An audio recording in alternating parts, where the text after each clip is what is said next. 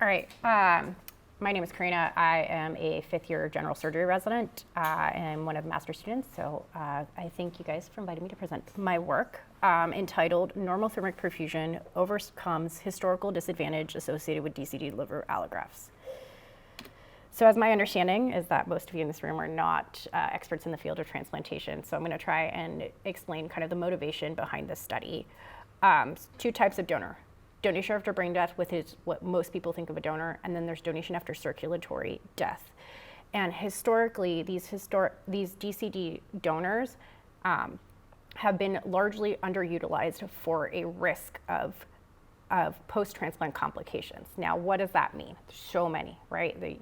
Whenever I consent a patient, we're talking about lots of anything ranging from death to infection, all of these things. So to explain that, I'm taking you back really far back.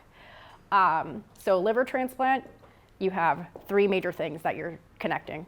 You have your portal vein, common bile duct, and your hepatic artery, which is not that big in real life, especially compared to the aorta. You first learn about the liver, you think, you think it produces bile, works with your gallbladder, and that is part of the importance, but what's the most important in your, physiologically, it's your synthetic function. And it used to think that, okay, well, as long as synthetic function is preserved, then you have a good graft. Not the case. So the biggest concern and the biggest risk with DCD, with traditional DCD liver transplantation is what happens with your hepatic artery. And meaning that DCD liver transplantation, after withdrawal of care, you suffer an ischemic injury that primarily affects your bile ducts. And that's mediated through your hepatic artery. So what this means is that the risk that you're most worried about as a physician is ischemic cholangiopathy. And now that in and of itself, ischemic cholangiopathy does not have to be a bad thing. It can be something as simple as a biliary stricture, easily amenable to stenting, and you're done.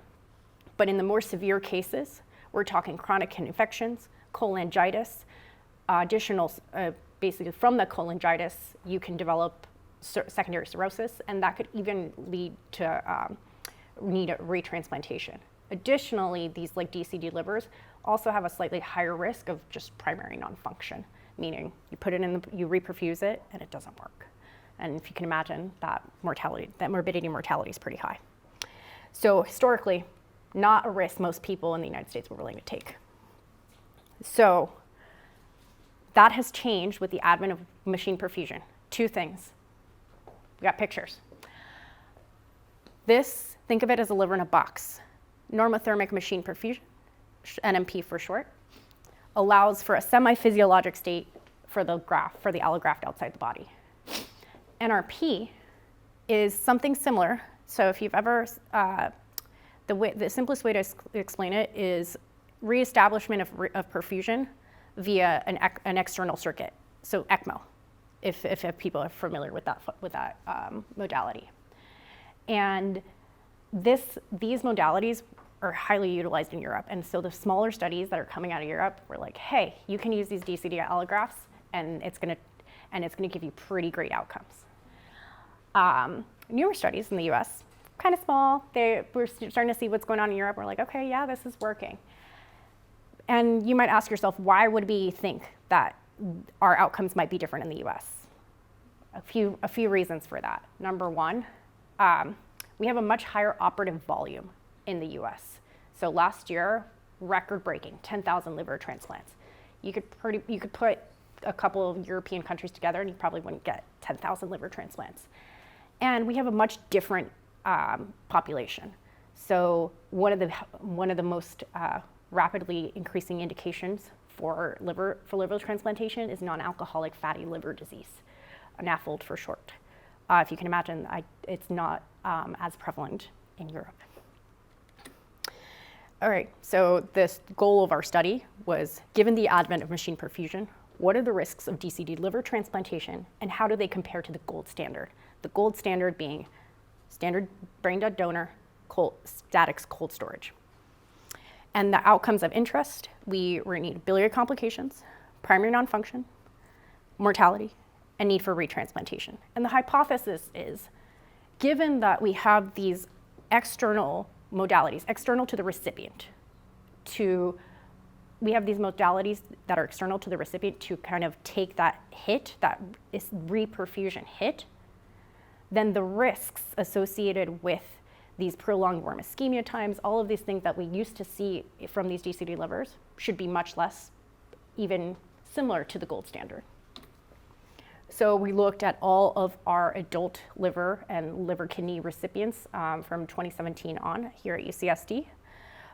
We excluded any non-primary, so people who had received a liver transplant in the past. And that left us with about almost 350. Primary outcome was 90 new mortality. We also wanted to look at secondary outcomes, AKI, ischemic cholangiopathy, biliary anastomotic stricture, as well as ICU and hospital length of stay. I don't know why that, okay. It's pretty, just looking at comparing outcomes. We used chi-square, Kruskal-Wallis. I did perform a univariate and multivariate logistic regression. And part of what is the next step in this project is a non-inferiority analysis. All right, so here is our study group. So lots of non-bolded p-values. So I want to highlight what's very similar and what's different. Age, gender, the incidence of preoperative TIPS procedures, early allograft dysfunction, all similar. Now, if you're looking at allocation meld, so allocation meld is how we determine priority on the liver transplant wait list. And it has actually been proven to be a very poor predictor of postoperative outcomes. However, what we did notice is that we were able to provide liver allografts for lower meld patients. So patients who had a lower risk of mortality on the wait list, but still met all criteria for liver transplant.